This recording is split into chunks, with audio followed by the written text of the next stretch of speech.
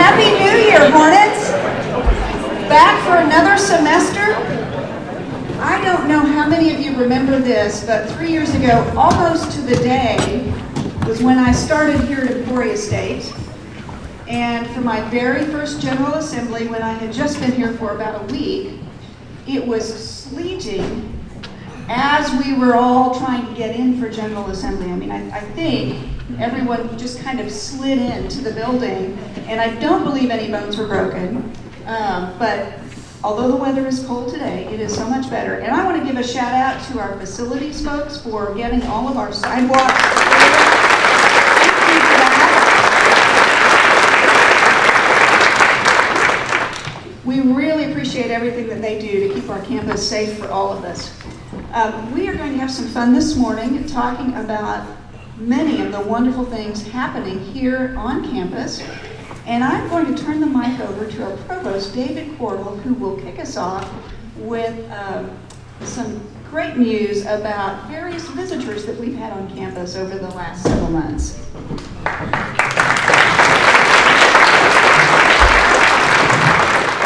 Thank you, President Garrett, and Happy New Year, everyone, and welcome back. I hope you've had a terrific holiday break.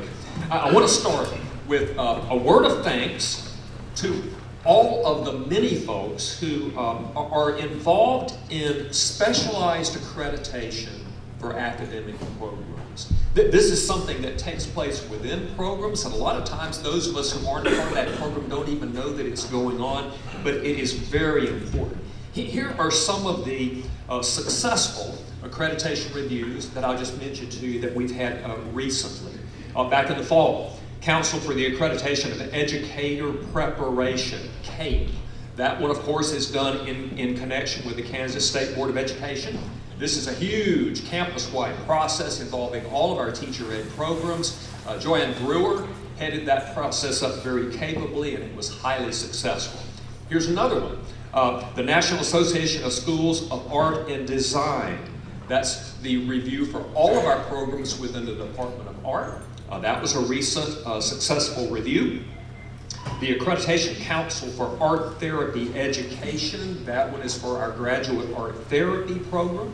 A good successful review there. Going back a little bit further, Association to Advance Collegiate Schools of Business. We know that better as AACSB International. That's the programs in the School of Business. It was a highly successful accreditation review. And I'll mention one more.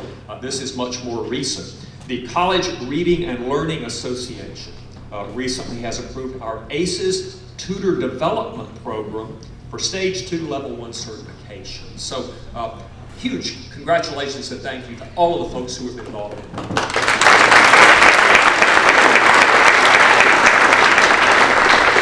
President Garrett, if you want me to, I can give a quick update on HLC accreditation so everybody will know what's going on with that. Okay, here's an update. Back at the start of fall semester, you remember you were hearing constantly about HLC accreditation review. It was nonstop.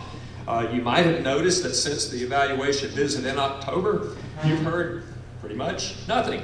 Well, there's a reason for that, and the reason is that those wheels kind of turn slowly after the visit actually takes place. The review team, it's not unusual for them to take weeks to write the report, and they have taken their time with it.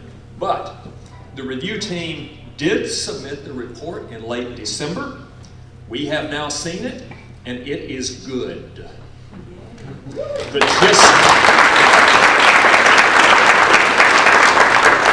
Here's the gist of the report. 3 things. 1, all criteria for accreditation have been met.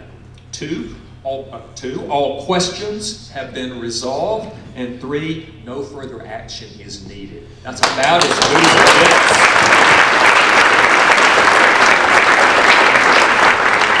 I can't resist reading you the last sentence in the report. You got to hear this. I'm going to quote it.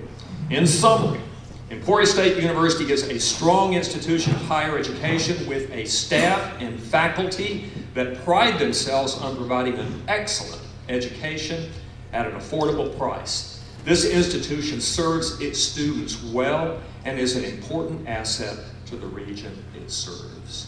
Now, I just want to add to that, our accreditation isn't officially and actually reaffirmed until the HLC Institutional Actions Council votes on it later this spring. So nothing official until then, but here's the thing. Since there are no issues in the report, we're fine. We're golden on this one. This, of course, was a collective effort. It was an institutional effort. Many of you helped by providing information that went into our assurance argument. Many of you met with the review team while they were here. A lot of you did both. And I just want you to know that we appreciate your participation in this. We also had, as you may remember, an HLC leadership team. Now, this is the small group that had very direct responsibility for making sure that this review was successful. I just want to take a minute to remind you of who was on that team. Not all of them are here today, but as I call the names of the team members, if you're here, I'd like you to stand up. Here we go. Joe Cord, Gary Wyatt, Tammy Norman, Lynn Hobson, Brent Thomas, Michelle Hammond, Jim Persinger, Cynthia Kane, Jim Williams, Corey Faldine, Thad Davidson, Brian Denton, Barb Kern, and Gwen Larson. Thank you.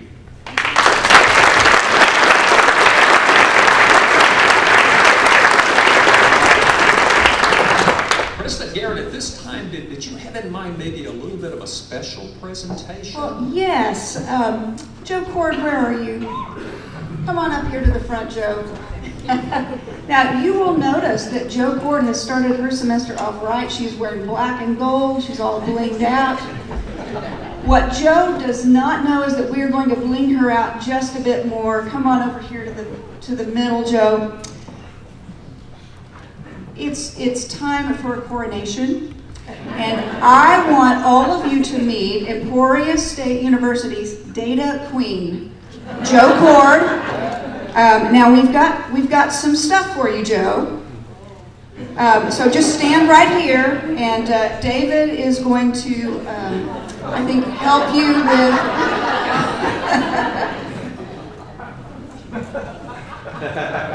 There you go. There, that's great. Now we're not done yet. We're not done yet, because no coronation is complete without.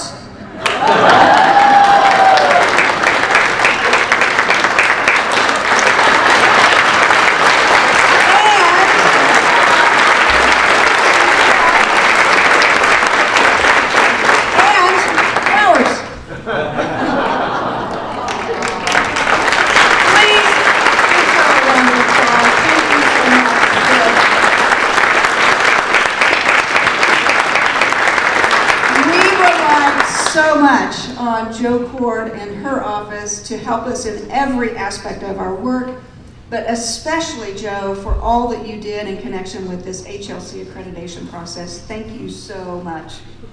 The honor's all mine. The honor's all mine. Now you know everyone will expect you to wear this all day, right? Okay. And your new business cards will be in marketing. Anyway, thank you to everyone who was involved.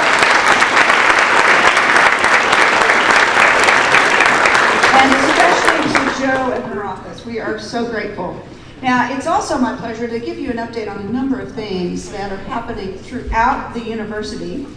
And I want to start by reminding you about our fall enrollment. If you recall, our incoming freshmen were up by 7%. Our incoming graduate student starts were up by 36%. Is that right? Where's Jerry? I think it's 36? Sounds good to me. Okay, sounds good. And we had the highest retention rate in the history of our school, at least since we've been tracking retention, at almost 75%, which is absolutely fantastic. Of course, we all need to keep working on it, and I know that all of you are working hard on retention and on recruiting. Let me share a few things that are happening in different programs around the university. So I see Linda sitting over there. Our second cohort of nursing students begins tomorrow. And so this is part of our doubling of the program size for our School of Nursing. We got permission last year to double the size, and this is our first new entering cohort as we build up the program size. So that is very exciting. Also exciting, coming out of the School of Nursing, is the likely approval on Wednesday by the Board of Regents of our Masters in Nursing.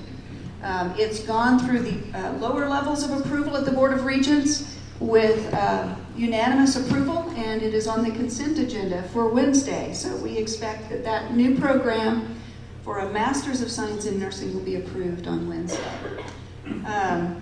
We have some really, really great numbers coming in connection with a number of different programs. Some of those programs are programs that are the partnership programs with academic partnerships.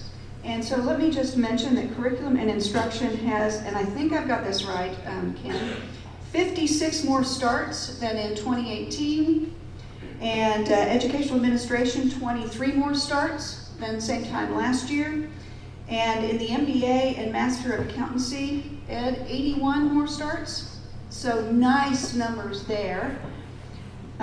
We've got some great things happening in the Teachers College that I wanted to spend a little bit of time talking about. And I am sure if you talk to anyone from the Teachers College or the dean, they could go on and on about great things happening there. But for 3 years in a row, an ESU alum has been named Kansas Superintendent of the Year. So that is great news. I saw somebody ready to applaud back there. Yeah, give that a round of applause.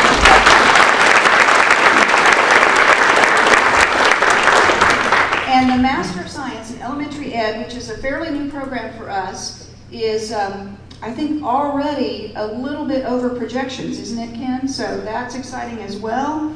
In the Hyper division, Hyper is now an Exercise is Medicine on Campus registered school by the American College of Sports Medicine. And we're only one of 3 in the state of Kansas. So that's very exciting, and that's fairly recent as well. So congratulations to Hyper folks. That's very, very good news. In liberal arts and sciences, I've mentioned nursing already. In just a few minutes, our very own Dr. Kevin Rabas will be taking the podium at the inauguration for the new governor, reading a special poem composed especially for today. Of course, he is serving as the Kansas Poet Laureate. So we're excited that Kevin has an opportunity to participate in the inauguration today. That will be wonderful for Emporia State. Max McCoy wrote a book called Elevations last year that has won 2 or 3 different awards and has done really, really well. The debate team received an invitation to the Rutgers Newark Brick City Round Robin. And to understand what a big deal that is, I think you need to know there's only 14 teams in the entire nation invited to participate in that. So we continue to have a wonderful debate program here at Emporia State. Also in the sciences, we have a new endowed professorship, the James Calvert Endowed Professorship in Physical Sciences, and we celebrated that just before the holidays. Now, a couple of other things out of business. Is John Rich here today? John Rich, where are you? Is he here? He may not be here today. Okay, well, when you see John, please congratulate him because we just surpassed $1 million for the creation of the John Rich Endowed Professorship. This is the first 7-figure endowed professorship in Emporia State history. So I think that deserves a round of applause.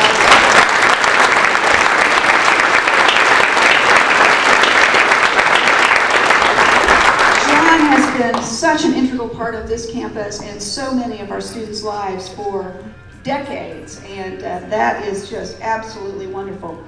And by the way, we began our Master's in Information Technology this semester and have some other new programs in the School of Business as well.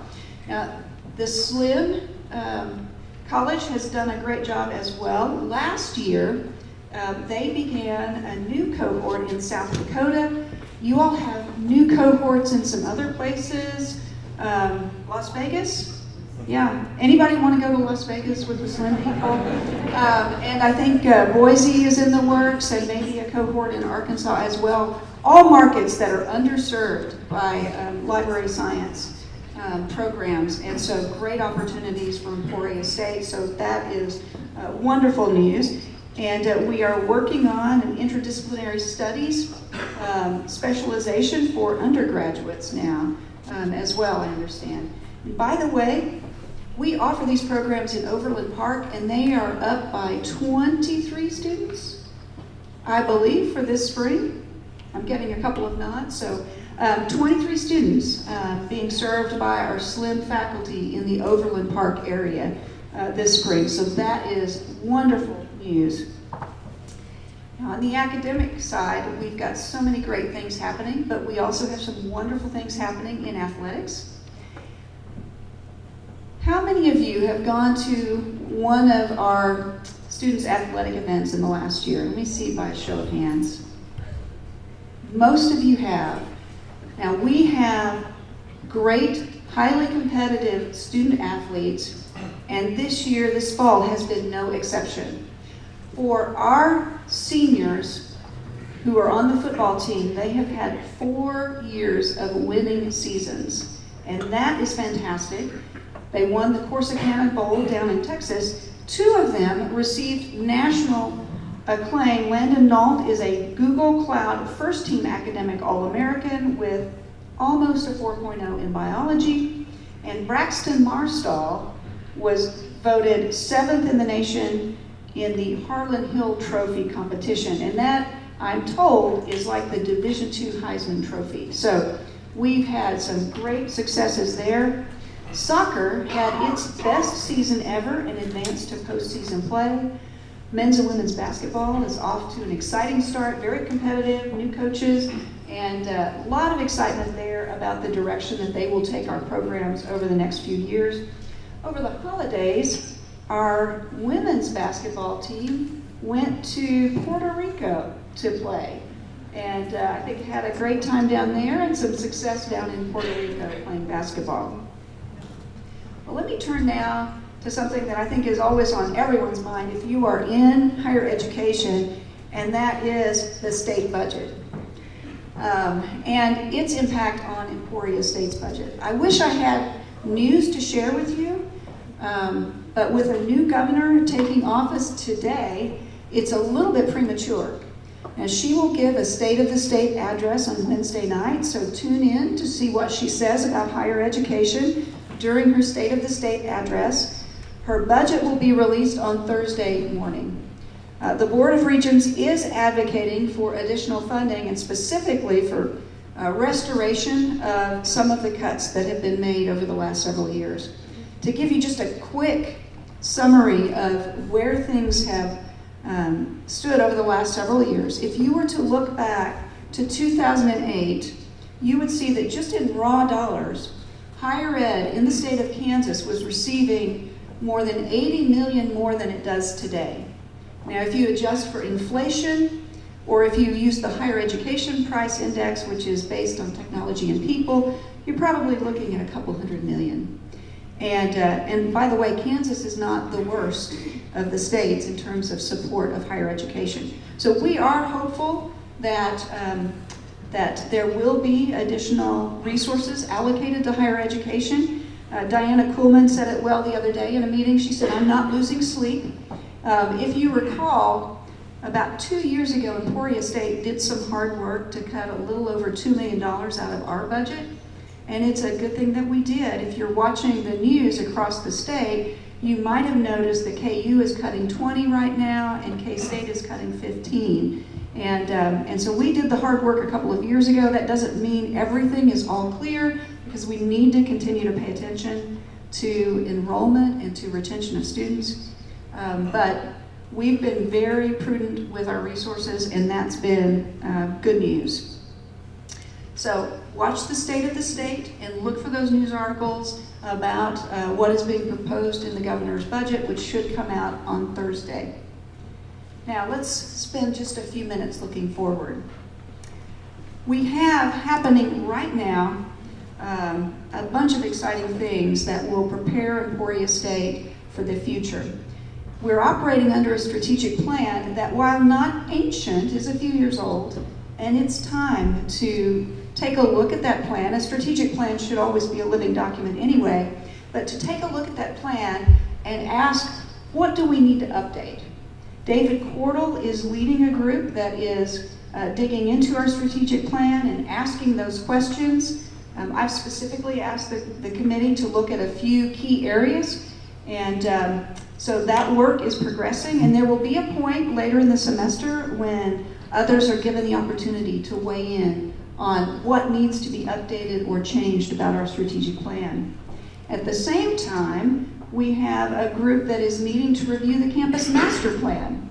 It's been several years since we created a master plan, and as programs change and direction changes perhaps a little bit, we need to be looking at the university's master plan. And Diana Kuhlman is leading that group, and this timing is really perfect because at this point in time also, our advancement team has a campaign readiness task force. And you're probably thinking, we just finished a campaign. But you know, in the higher ed world, you move from one campaign into another one.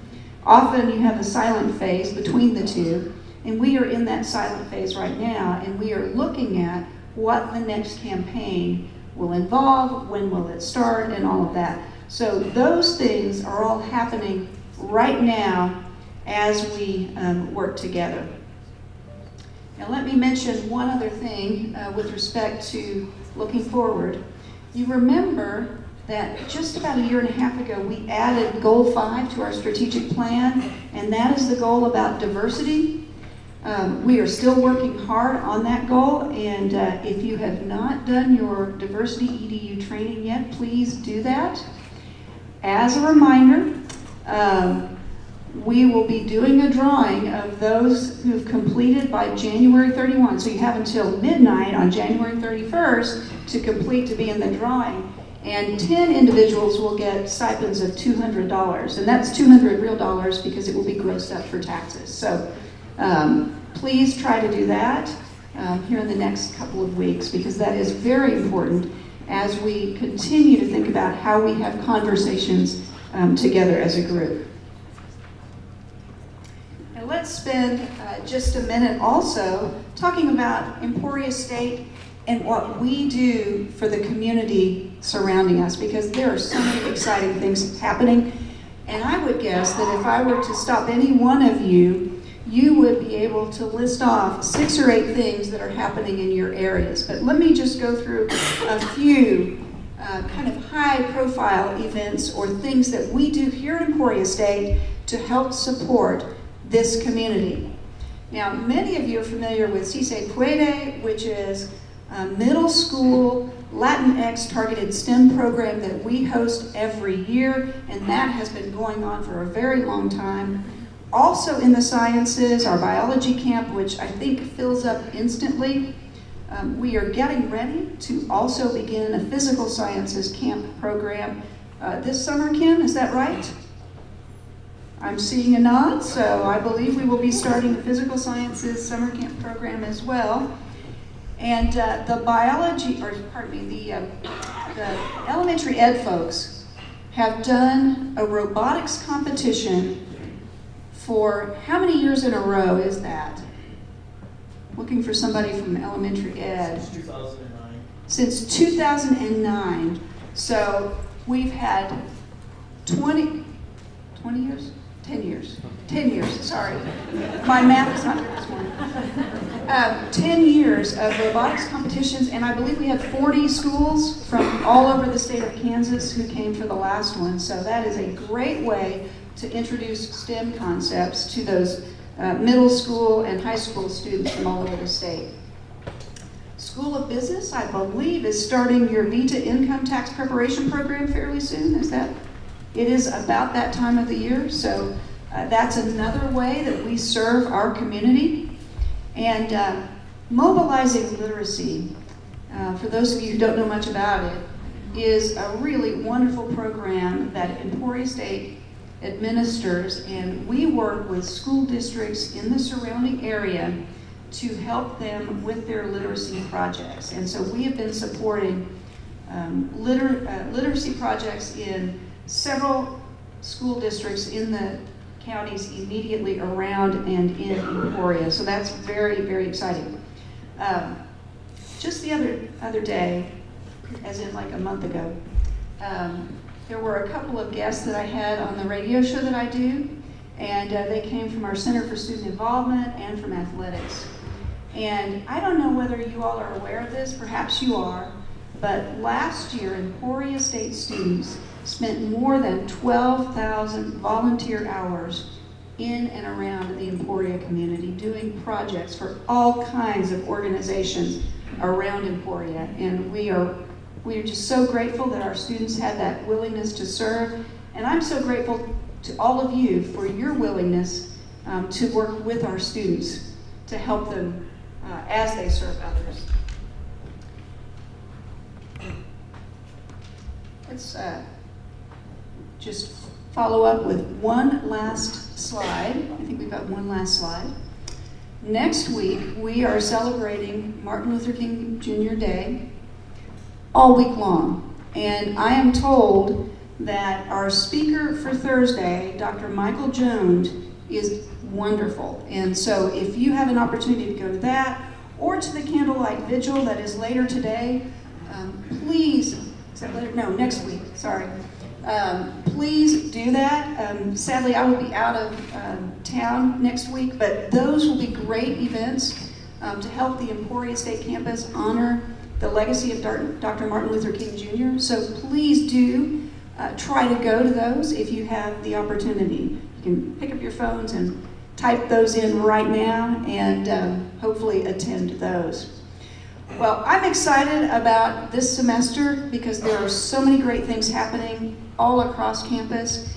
If I didn't mention something new in your area, it's probably because there's almost too much to mention. But there are great new programs starting on the academic side. We have great things happening in student life and great things happening in athletics as well. Just a lot of excitement here on campus, and let's all continue to work together as we bring in new students, to recruit those students, to retain those students, because this is a great, great place to be. Thank you all so much for coming today. If you missed your opportunity to take some photos on the way in, there is a photo opportunity over here in the Alumni Lounge. I think there might be hats. There's a rumor there are hats and eyeglasses and things like that, feather boas. Someone in the crowd has a tiara. And so please do stop on your way out and take some photos and share those on your social media. But thank you all for everything you do. Stay warm and have a great semester.